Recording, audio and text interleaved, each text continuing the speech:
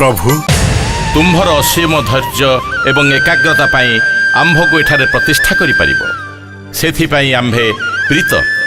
मु किए प्रभु मु तो निमित्त मात्र लीलामयंकर इच्छा ही आज वास्तव में रूपांतरित होईछि। तुम्भर मनोवांछा प्रकाश कर इंद्रद्युम्न। प्रभु जदि कृपा करिछंती ताहले एई बर दियंतु ए पुरुषोत्तम क्षेत्र भितरे थिबा जेते नर नारी कौनसी दिन केही भी अभुक्त रहिबे नहीं। सेइथिपाई प्रतिदिन प्रभातरु रात्रि अर्धजाम पर्यंत आपणक निकटरे अन्य व्यंजन एवं 60 पौती भोग लागुथुव। समस्त क्षुदित तृषित प्राणी सेई महाप्रसाद सेवन करी निजर पाप राशि क्षय करुथिबे। की बर मागिल तुम्हे इंद्रद्युम्न?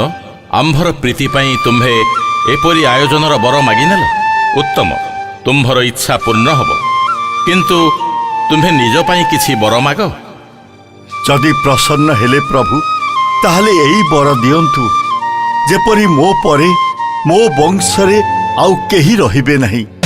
ये कौन इंद्रद्युम्न?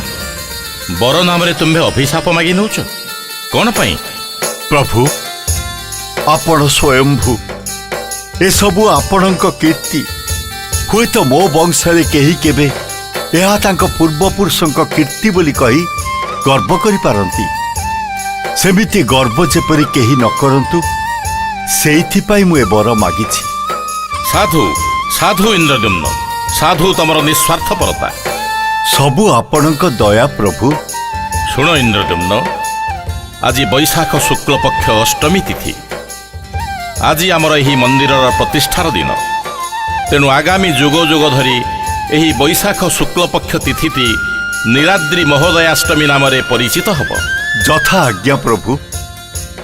आमर परम भक्त शबर राज विश्वावसु आम्भर नीलमाधव रूपर मानव समाज रे प्रथम पूजक थिले। तेणु तांकर वंशधर माने आम्भर सेवारे नियोजित हेबे। सेमाने दैतापति बोलाइबे। सेमाने केउपरि सेवा करिवे प्रभु? प्रति वर्ष ज्येष्ठ पूर्णिमा रे आम्भर महास्नान हेब। तापरे आम्भे 15 दिवस पर्यंत अनवसर गृह रे अवस्थान करिबु। तापरे आम्भर प्रतिमा मानंकु रंगर प्रलेप देई नूतन वस्त्र रे सज्जित करेबे एई दैतापति माने। आषाढ़ द्वितीया पूर्वरु 3टी रथ निर्माण करिबो। आषाढ़ शुक्ल पक्ष द्वितीया रे भ्राता बलराम तालध्वज रथरे, देवी सुभद्रा और सुदर्शन देवी दलन रथरे एवं आमे नंदीघोष रथरे उपवेशन करी श्री गुंडीचा मंदिर को गमन करिबु। एही समय रे समग्र साधारण जनता आम्भंकु दर्शन करि परिबे, स्पर्श मध्य करि परिबे। श्री गुंडीचा मंदिर रे 9 दिवस अवस्थान करी पुणी श्रीमंदिर को आम्भे प्रत्यावर्तन करिबु। एहा रथयात्रा बा घोषयात्रा नाम रे सारा पृथ्वी रे प्रसिद्धि लाभ करिबो। देवस्नान पूर्णिमा ठारू रथयात्रा शेष करी पुणी श्रीमंदिर को फेरिबा पर्यंत आम्भर समस्त सेवा एई दैतापति माने ही करिवे।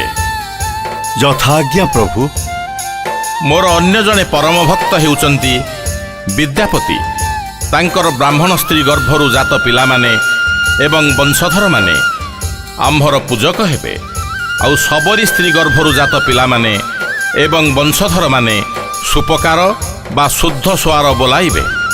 आपणक आदेश अनुसार सबु नीति नियम पालन कराजिबो प्रभु। एपरी नियम पश्चात एक गूढ़ उद्देश्य अछि इंद्रद्युम्न। आम्भे एहा द्वारा जणैबाकु चाहूँ जे आम्भे सार्वजनीन आम्भ निकटरे जाति धर्म बा अन्य परिचयर कौनसी भेदभाव नाही। जेपरी नदी मानंकर सागर सहित मिलन हेला परे नदी माने सेमानंकर गुण हरई सागर रे निमज्जित हो जाती, एकाकार हो जाती। सेहीपरि आम्भ सम्मुख रे पहुँचला मात्रे समस्ते एकाकार हो जिवे। ନିଜସ୍ୱ ପରିଚୟ ହଜେଇ ଦେବେ।